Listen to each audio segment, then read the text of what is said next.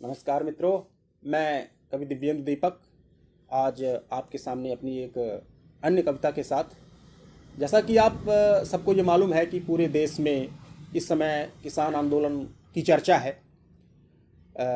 हमारे एक बड़े महान प्रधानमंत्री हुए थे जिनका नाम है श्री लाल बहादुर शास्त्री, और उनका एक प्रसिद्ध नारा था, जय जवान जय किसान।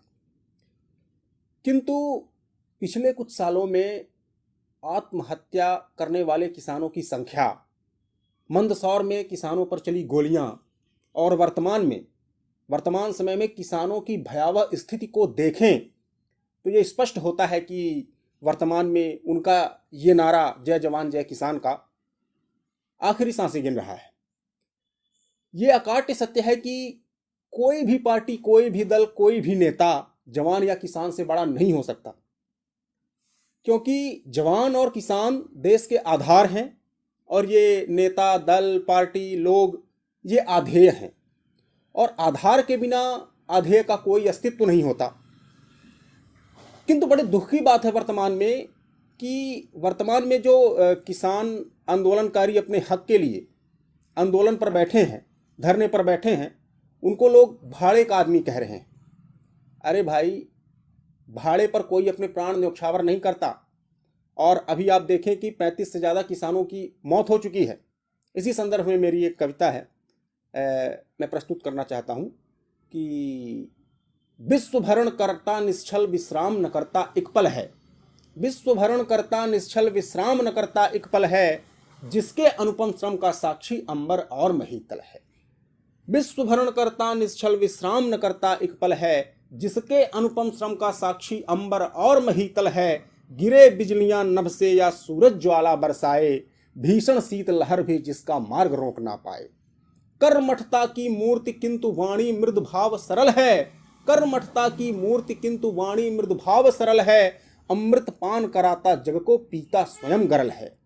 क्षुधा देश की हरने जिसकी निष्ठा सदा अटल है। गिरती जो बूंद पसीने की माटी होती परिमल है। हरा भरा कर दे बंजर को वह किसान अभिमानी है। फसल हरती वृक्ष वल्लरी देश की अमिट निशानी है। जनसंख्या विस्फोट से देखो देश की अजब अवस्था है, पर कृषि आधारित आदिकाल से हिंद की अर्थव्यवस्था है। नहीं रत्न का लोभ उसे मणिमय आसन की चाह नहीं, बस देश रहे समृद्ध सदा निज जीवन की परवाह नहीं। विकट परिस्थिति को जीवन में कभी न पीठ दिखाता है। गाय बैल हल आदि प्रकृति से जिसका गहरा नाता है। मिले न श्रम का उचित मूल्य पर रुकता परहित कार्य नहीं। सच बोलो मिलता है जग में क्या ऐसा औदार्य कहीं। जाति धर्म से परे कृषक के कार्य बड़े मन भावन हैं। वस्त्र भले मैले हों पर निष्पाप हृदय मन पावन है। वस्त्र भले मैले हों पर निष्पाप हृदय मन पावन है। किंतु आज के संदर्भ में देखें तो पर घायल क्यों आज जगत का बोझ उठाने वाला।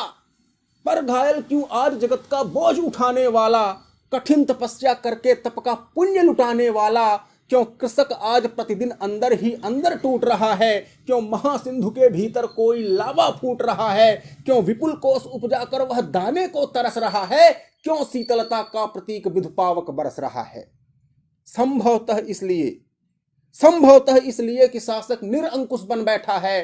राजधर्म को भूल अनोखे पागलपन में ऐठा है। संभवतः इसलिए कि शासक निरंकुश बन बैठा है। राजधर्म को भूल अनोखे पागलपन में ऐठा है। नहीं वंशगत पद उसका यह उसको ध्यान नहीं है। लोकतंत्र में लोक शक्ति का उसको ज्ञान नहीं है। ऐसे में होकर मदांध वह जनता को धमकाता है और किसानों की चीखों को पैरों तले दबाता है। लेकिन वो ये भूल जाता है कि लेकिन जब गंभीर प्रकृति से मनमानी की जाती है, तब बनकर दुर्मद कृतांत घनघोर सुनामी आती है। जब धरती पर देख पाप फण शेष नाग का हिलता है। बर्बर और दुर्दांत आदि का वंश न कोई मिलता है। जिस भांति राम संसार हेतु सर्वस्व समर्पण करते हैं, पर भ्रुकुटी तन जाने पर विकराल सरासन धरते हैं।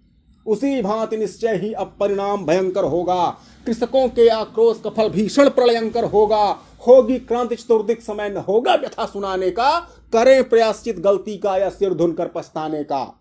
लगा रत्न का ढेर जो बैठे लगा रत्न का ढेर जो बैठे खुद को बचा न पाएंगे, आंधी में स्वर्ण महल सत्ता सब तृण समान उड़ जाएंगे, आंधी में स्वर्ण महल सत्ता सब तृण समान उड़ जाएंगे। बहुत बहुत धन्यवाद।